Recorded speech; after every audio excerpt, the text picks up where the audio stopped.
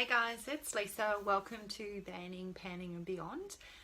Today I am actually finally getting around to doing a skincare video, and I have had a couple of requests to do this, so I thought I would get that done. But before we do, let's just talk about this makeup because it is hella bright. So I decided to participate in an Instagram challenge by Panning with Cook, and it was her Rose and Columns challenge, which I think I may have mentioned on a previous video, but I honestly have recorded quite a few videos recently that I've ended up trashing because I just haven't been happy with them. So forgive me if I'm repeating myself here, but honestly, for somebody like me who tends to go for neutrals and more everyday looks, I'm really having fun playing with colour, and it's just not something I ever thought that I would do. So I just wanted to talk about it, because I think there's a lot of people, especially in the older age bracket, that tend to steer away from colour.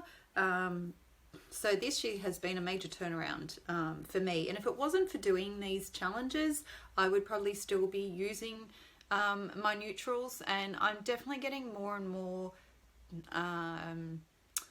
sort of comfortable with wearing colour. So I hope you guys like this look. I know that the lipstick's probably a little bit extra, but I don't know, I just felt like doing it. I'm not going anywhere. I'm just going to be here today filming. So so that's the palette, if I haven't already shown you. And today I ended up using this column here, and yes, it's a column because the palette actually is meant to go that way. Had no idea what I was going to do with these colors, and if you're interested in seeing the other looks that I've done with this palette, because today was the last day, you can head over to my Instagram, which of course the Linktree link is in the description box, so you can get through to my Instagram that way if you're not already following me on Instagram.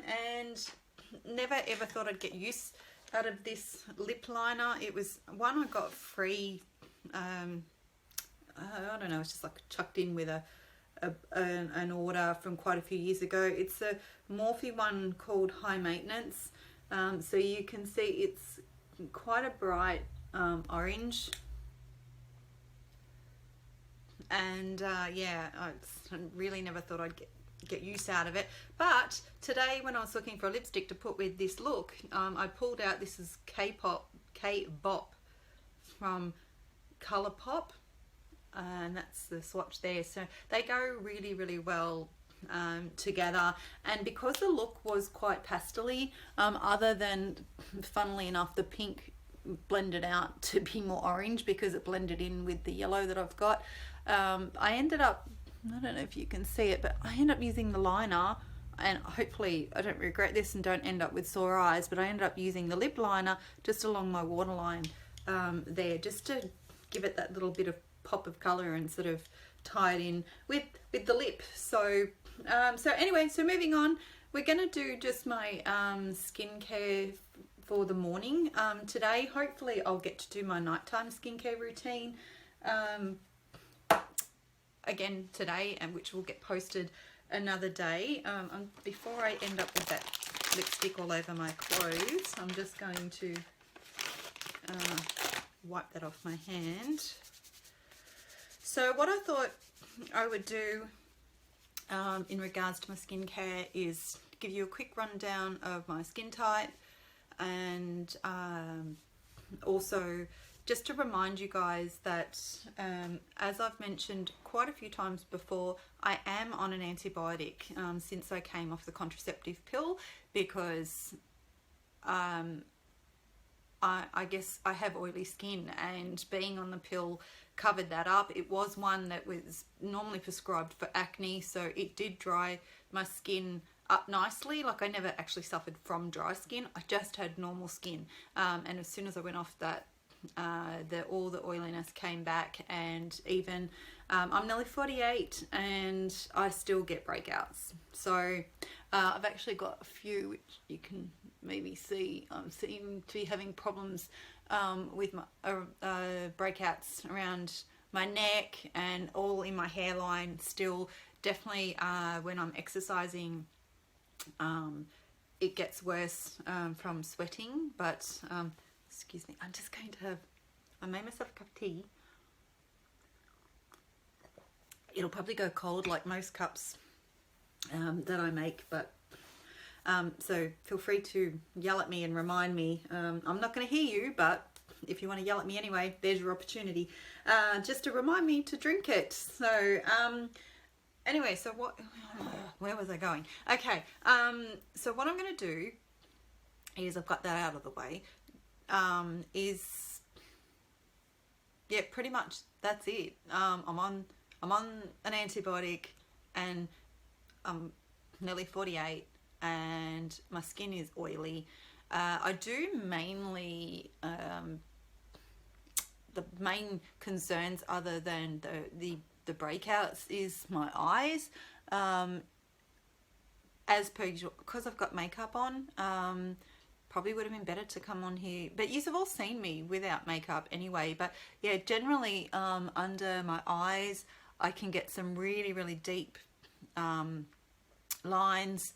I do suffer from dryness in that area, and I'm going to let you know that 2020 is probably the first year I've ever really gotten sort of more into my skincare and done some more research. So I'm by no means sort of well educated on the subject, and that was another good thing about making this video, is that it gives you guys an opportunity, or I should say gives me an opportunity to get feedback from you guys, because you know, there's all sorts of tricks and bits and pieces that some people might know that I don't, and it's really good to share. So I definitely would like to hear from you guys in regards to especially if you've got similar skin to me, what works for you guys, any products that you really love. So I'll let you know straight off, I don't have the budget for expensive skincare. Some of the skincare currently in my stash that was bought prior to my no buy is sort of the more high-end brands, which I'm sort of working through at the moment. But the things that I'm going to show you aren't necessarily, they're a real good mix of sort of the more affordable. I just dropped something, hang on.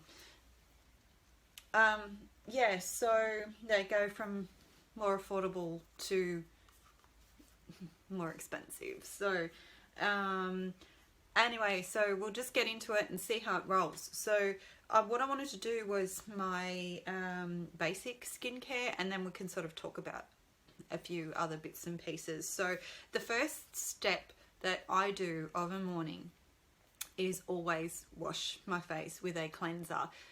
Prior to exercising or getting back into exercising, I pretty much just used water, but I think not just because I'm exercising, but also because I am more oily now, a cleanser in the morning is a good idea for me, just to help start fresh of a morning. And I just mentioned in my last empties video that I'd finished the It Cosmetics cleanser, and I really love it, because even though I don't suffer from dry skin, we all know what it's like to use a cleanser that really leaves your skin feeling tight after you've washed it, and it's not a pleasant feeling, and I don't like it. And that It Cosmetics cleanser did not do that for me, and I really do love it. But of course it's expensive, so if anyone's got any suggestions for a cleanser that works well for them, that doesn't give you that tight and dry feeling after washing your face, please let me know. I've definitely got a couple of more cleansers to get through before I have to get to a point where I have to buy one. But I would say my budget is heading more towards looking at things like The Ordinary, and I have got some K-beauty brands in my skincare routine, and I think the other one that I first heard from Siobhan was the Inky List, which Sephora's got, but I haven't sort of looked yet to see what the prices are like. I'm assuming they're going to be dearer than The Ordinary anyway. So at the moment I am using the Drunk Elephant. I've got, there we go. Can we see that one? So it's the Best No. 9 Jelly Cleanser. I'm not going to go too much on about the actual products I'm using because I guess that's not really that important. It's more just the steps that I take. So first thing I do is cleanse.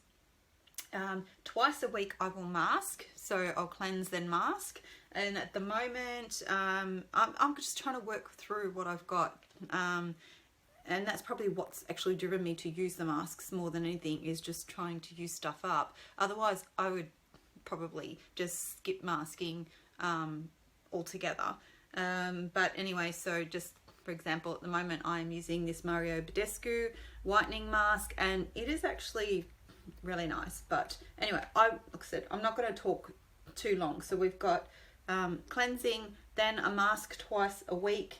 Then once I have rinsed that mask off, the next thing I always go in with is an eye cream, which at the moment I've got the Ole Henriksen one, the Banana Bright Eye Cream.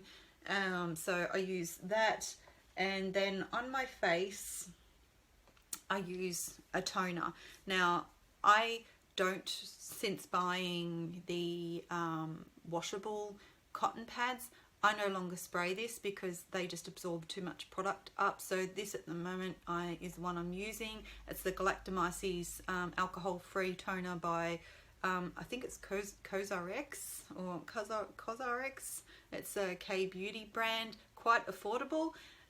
So the main reason I went for this is because it's a balancing toner, and so that really helps with sort of rebalancing your skin after washing it. And then, oh hang on, no, it's just an alcohol. Yeah, it says it's nourishing and hydrating. So this is the tone, actually says it's tone balancing. So this is the next step I go in with after I do my final sort of cleansing step with the toner.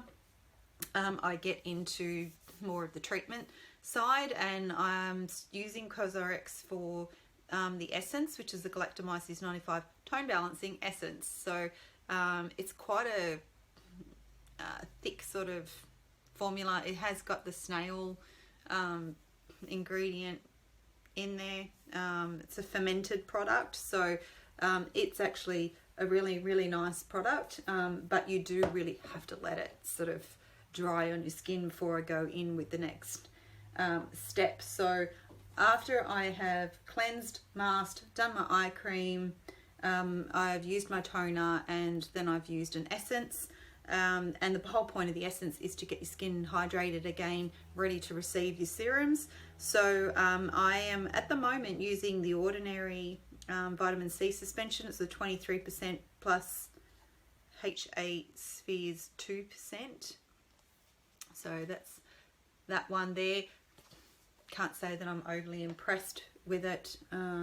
So it pills, particularly if I don't let my essence really soak in. So while I've got that sitting on my skin, if I remember, I will use an oil, and that is for the neck and chest area, which I've mentioned plenty of times before. I don't put oil on my face, and I like that sort of lines my fingers as well. So when I'm ready to go in with my moisturizer, I find that rather than the moisturizer soaking into my hands, because they're already oiled up, it sort of helps that moisturizer to spread on my face. And I do try to press most of my skincare in versus actually rubbing it like that. It's just I think both ways work. What's most important is that you're getting the products on your skin. It's just a habit that I've sort of gotten into. So after I moisturize, I will, if I remember, and if I'm actually going to leave the house, most of the times I know whether I'm going out or not for the day, what my plans will be. I will then go in with a sunscreen. So at the moment I'm using up this Mecca Cosmetica one.